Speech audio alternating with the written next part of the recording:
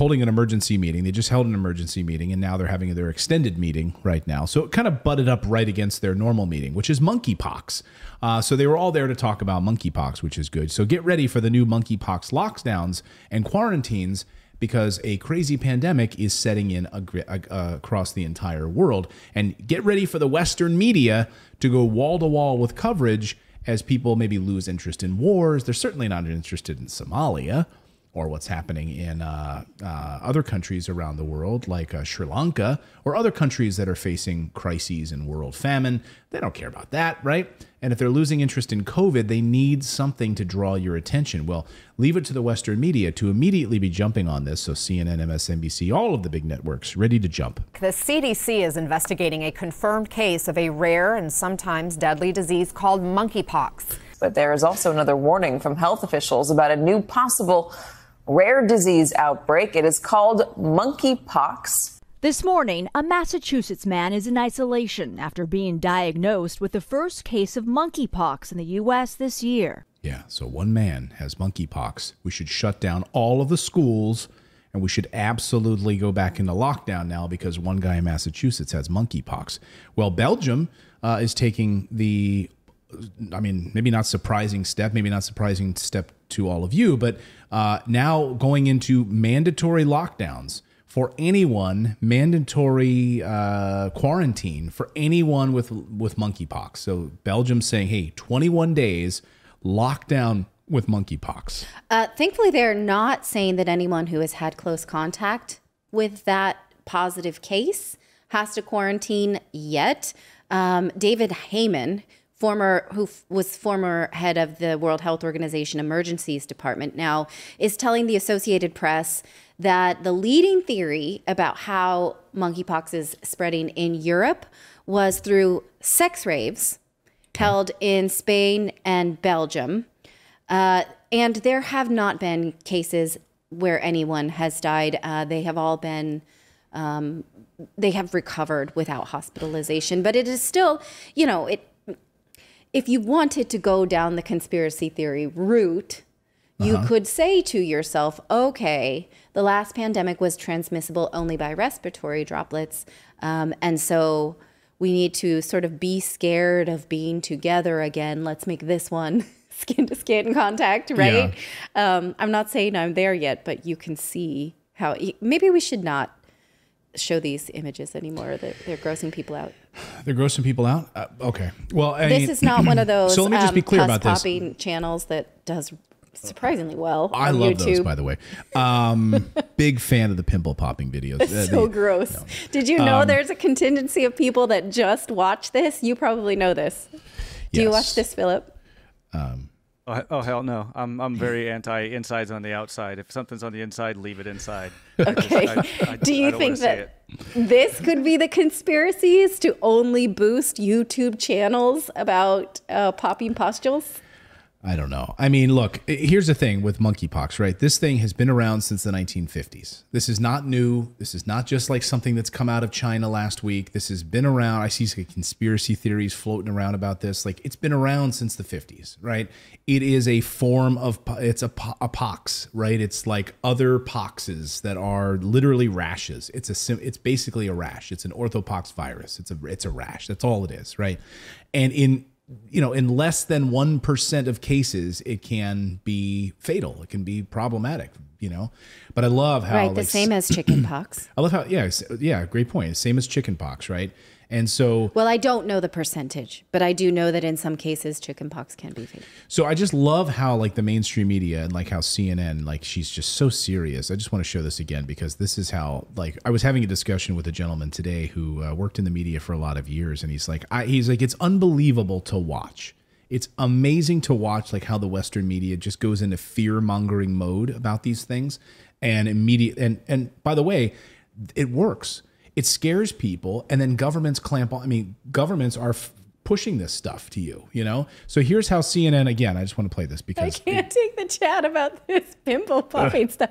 You guys, disgusting. The CDC is investigating a confirmed case of a rare and sometimes deadly disease called... I love how her eyes, just watch how she does the little head tilt down, like she's She's like, this is serious. I've got to play my acting role of being serious. Okay, the but this CDC is investigating a confirmed case of a rare and sometimes I'm sorry. deadly disease called monkeypox. But there is why does he keep doing that? Sometimes rare and like this is rare and sometimes fatal. This is going to be something we all have to keep our eye on. This is terribly troubling.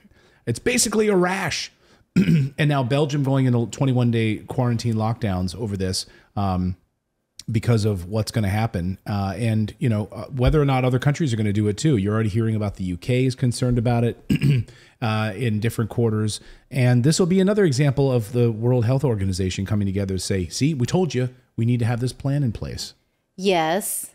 And see how it, you know, how does this affect people who may have had COVID vaccinations or had COVID diagnoses in the past? We will need more research about this, right? Because now all of us, well, not all of us, but so many of us have taken these inoculations against COVID. And so, you know, okay. And yeah, sure, I'm concerned.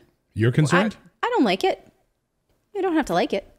I think though so the media doing this is why when COVID first started to break, you had so many people that didn't take it seriously at all. Like the basketball player that was like rubbing all the microphones and stuff like that ended up shutting down the NBA.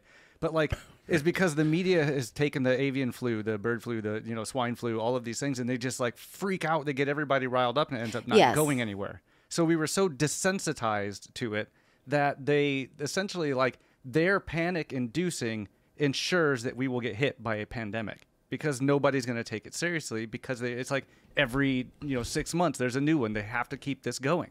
It's like the media that cried wolf, right? Exactly. Yeah. Yeah, I mean, you're right. I think about my time in the news business for 20 years as an anchor for the in mainstream media, and I can think of like Ebola. Sure. I mean, which ended up being awful. But what else? Bird flu, swine flu. Yeah. I mean, there was just like it was like every season there was a new thing, right? And it would have the headlines for a few weeks. Yes. And then you go on to something next. So who's your next enemy? Yeah. Well, I was the researcher on the book, The Culture of Fear, Why the Media Makes Us Afraid of the Wrong Things, which by Barry Glassner, which is a best-selling book in the early 2000s. You may have seen him on Bowling for Columbine. He was the professor at the end. And all of our research showed that things like this were cyclical and brought up in a disproportionate way to how much it actually affects people. So for instance, certain Halloween candy was one that like comes up on a regular basis, even though the only 2 known cases of it happened by someone who was known inside the family. It was like the mom's boyfriend or something like that. So it's never actually been a stranger that puts a razor blade in a Reese's. It was like someone who is sabotaging a child that they know, which is awful, right? But we sort of blame it on scary strangers. Can I say this word? Priests that are the P word? Oh, I wouldn't, but yeah. Okay, I won't say. So priests that are accused of misconduct on small children, that's also one that comes up a lot. And it is covered disproportionately as if it's a Catholic problem, and it's not. It exists in other religions too.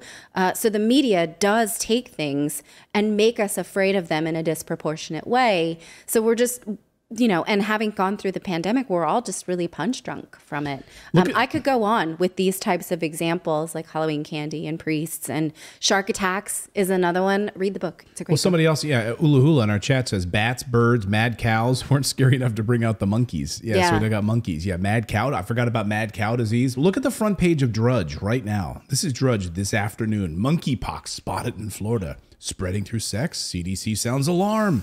The WHO warns against mass gatherings. Next vaccine push. Quarantine for 21 days. So get ready, guys. Like, this is how, I saw someone earlier today saying, isn't it a coincidence that when they get together, here it is. 194 countries are about to sign a treaty that gives the WHO full power to dictate the next global pandemic response, which could include lockdowns and vaccine passports. Strangely, monkeypox has also suddenly appeared. Doesn't this seem like a bit too much of a coincidence? Yes. It does, doesn't it? That's what I was sort of suggesting earlier, right? But we need one that's scarier and transmissible by touching, not just breathing. Well, right? as Dr. Let me just put hopefully alleviate some of this fear. Dr. Campbell points out that, he doesn't see a pandemic coming from this at all because you don't show signs of it until you're symptomatic. So it's not like you're out there coughing around people and then they're going to get it and it just transmits all over the place. And then a week later, you suddenly get the pustules. Like, no. When you get that, that's when you actually have it. So that's when you can transmit it. So we should not be, worried about this thing in that way. It's ridiculous. Yes, but I am glad that I changed the sheets today. Today was sheet washing day in the Morris house, and that makes me feel better. I was waiting for the punchline on that one. I was like, now I'm really curious as to why. Because I got the heebie-jeebies. That's why. Oh, man. You gave me the heebie-jeebies. I made my daughter read this, not made, but like we were looking for a nonfiction book for her to read. Can I show this one? And so I'll show it. I'll show it. This is the kind of stuff. And so she couldn't go to sleep after I gave her this book because it talked about do you have it? What's it? It's just called Itch. Yeah. But I can't, if I search the word itch, I'm going to get like all sorts of creams on Amazon. Like this is literally, I just searched itch and I can't find the actual book. Here, let me just show you. So it's a nonfiction book for a fourth grader. It's all about like the various things that make us itch, like, reactions to bugs and allergens. And it's just kind of a fun nonfiction book. But the first chapter is about bed bugs, which you should not read in bed. And she came running out of her room. She's like, Mommy, why did you give me What is wrong with you? I don't know. See, it's what you do to our kids. Yeah. Thank you so much for subscribing to our channel. We've been banned, we've been blocked, we've been censored. That's why we started our own website to stay connected with you for free. That's right. So head on over to redacted.inc and make sure you're connected with us. You can sign up again at redacted.inc, not .com.